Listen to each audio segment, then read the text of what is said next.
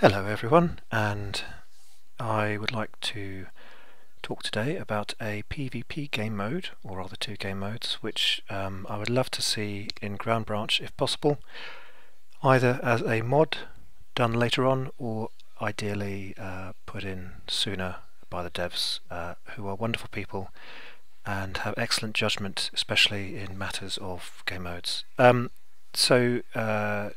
DTAS, TAS.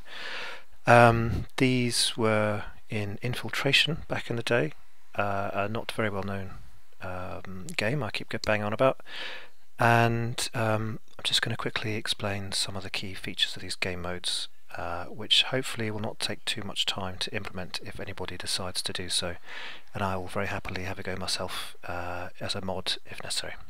So the basic concept is a sort of zonal control, or kind of capture the flag. And originally did have a flag. The basic concept is that defenders defend the objective area really, and they can hunt attackers to end the round as well. And attackers must capture the objective or eliminate the defenders. So far so good. To capture the objective, the attackers must have a minimum number of people, typically 2, within the capture radius, and if there's less than that number surviving after a few of the team have been shot, then the round is automatically lost by the attackers because they are incapable of capturing. And the attackers have to have more players in the capture radius than defenders. In a variant, the defenders have to have a minimum number of people to prevent capturing entirely, variations thereof. So there are a few things that flow from that. One thing is that the round can't start until there's at least 4 players on the server, but ideally 6. And to keep people entertained, busy and staying on the server, there are other game modes that can be used in the meantime. Capture the Fox one, I think, was everyone ganging up on one person. There are variations of things you can do to entertain a server full of less than 6 people, even straight deathmatch or whatever. Defenders ideally are not alerted to the capture, and that means that the attackers can use a bit of stealth, and it keeps things a bit more realistic. And on that note, the attackers are typically given the bearing and distance to the objective, maybe in a handheld device, maybe in something that attaches to a weapon, maybe with something that flashes quicker the nearer you are, or the more it's pointing towards the objective. I mean, a simple dot product can give you an easy way to code that in. So there's a bit of figuring out where the objective is. In terms of the actual objective, I mean, it was a flag, but you could have a bomb, very cliched, or some kind of transmitter.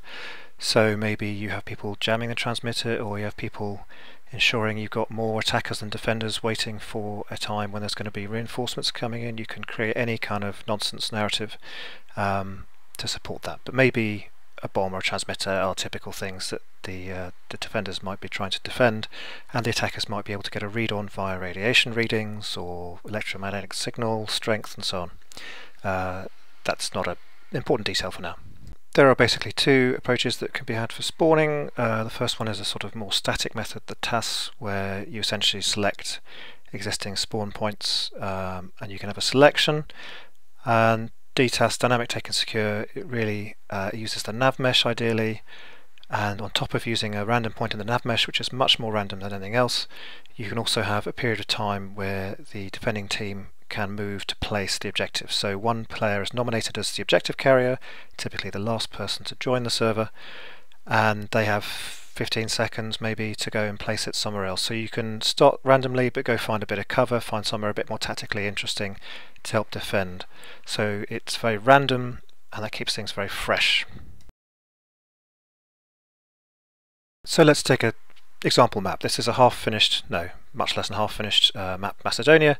That's an overview of it, looking down. So here might be some defined spawn points, defined by the mapper.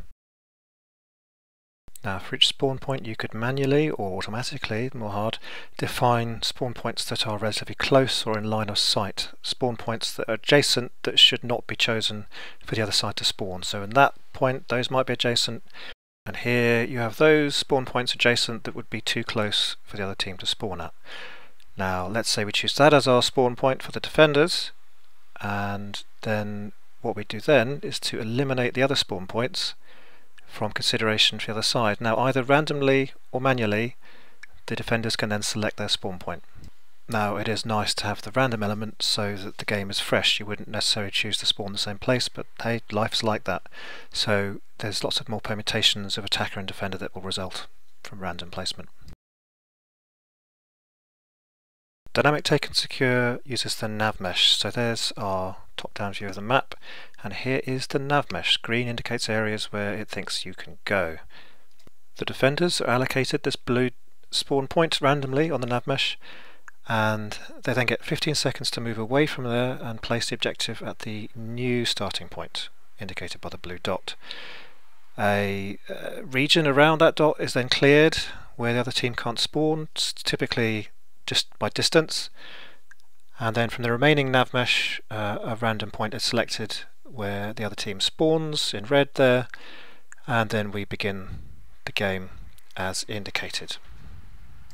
There are of course many variations to how this could work, how the person placing the objective is chosen, what happens with that, but that's the basic gist of the game types, and it would be interesting to show you some examples of that in play. I don't have any, but Infiltration does allow it if you can manage to find 6 people to play all at once, which is a bit of a big ask.